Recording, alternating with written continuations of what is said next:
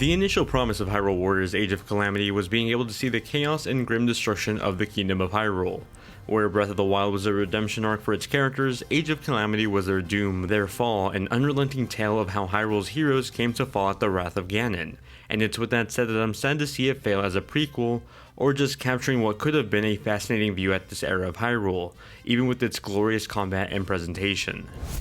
When Hyrule Warriors Age of Calamity was announced, it was advertised as a peek at what happened 100 years before the events of Breath of the Wild. That was exciting because, for all intents and purposes, the fall of Hyrule was supposed to be this devastating tale. It'd be this look back at the great champions we briefly heard about in Breath of the Wild and into what Hyrule looked like before it fell apart. What a tale that could have been, and had it been followed through.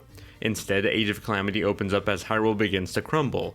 A young guardian sees what's about to lay mayhem on Hyrule, and somehow travels back in time to just prior to these events to warn Zelda and her kingdom of what's to come.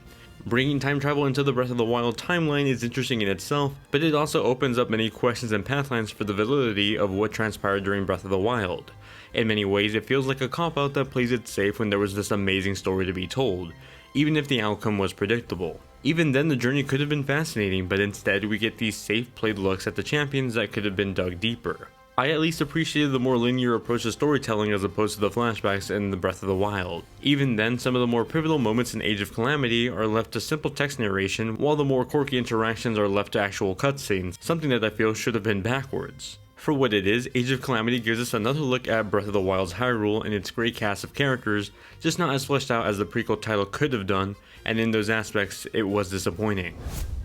Although Age of Calamity's approach to the story was a letdown for me, I was quite impressed with how Koei Tecmo improved upon the original Hyrule Warriors combat, integrating many of the Breath of the Wild staple features. The original Hyrule Warriors demonstrated that Koei Tecmo was more than capable of packing in a bunch of Legend of Zelda's characters into a Dynasty Warriors game, complete with unique attacks and tools that made each character shine, and they've stepped it up with this title.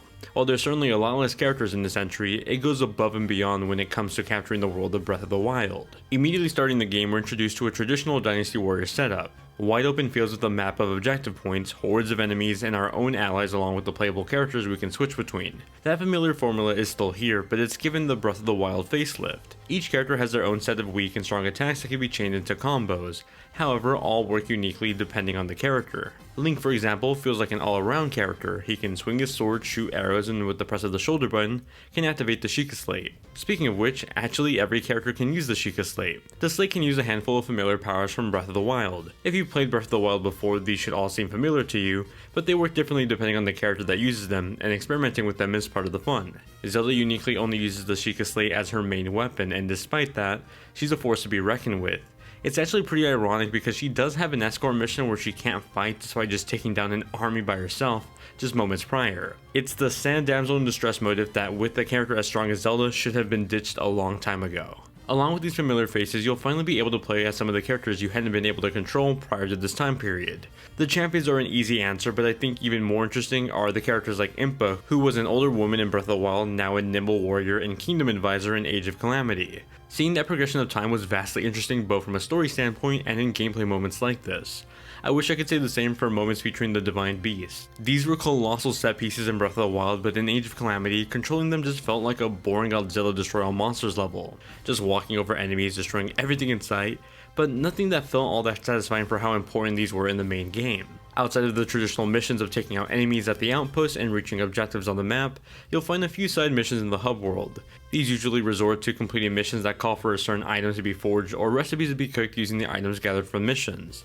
Actually, speaking of food, they work differently in this title, but in a clever way. Food is not created by following certain recipes. They offer buffs when taking them to battle, and for anyone looking to buff up a weaker level soldier for the next mission, these come in handy.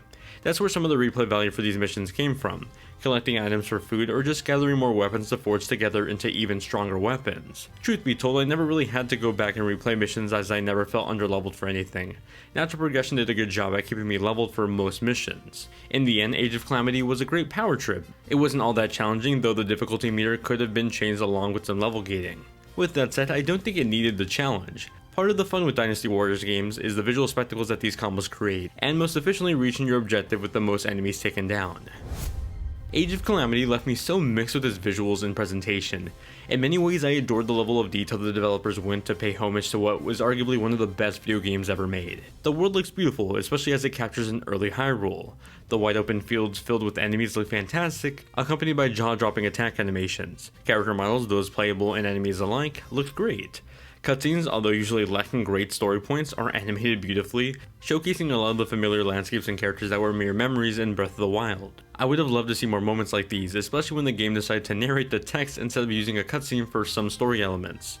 Luckily, a lot of that is made up by the presentation of this title's hub world that mimics the feel of the Breath of the Wild map. Even if I wasn't able to traverse this entire world, the hub world did a fantastic job at making each region feel represented in some sort of shape or fashion. Where the visuals start to take a hit is when we talk about performance, and man is it devastating at times.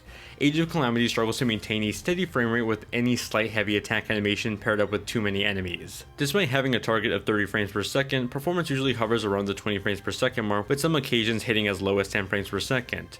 Furthermore, there's an abundance of pop-in that doesn't seem to have any effort at trying to hide it. No fade-in or anything of that nature, just straight up rocks and trees popping in, and that was immediately apparent in the first level of the campaign.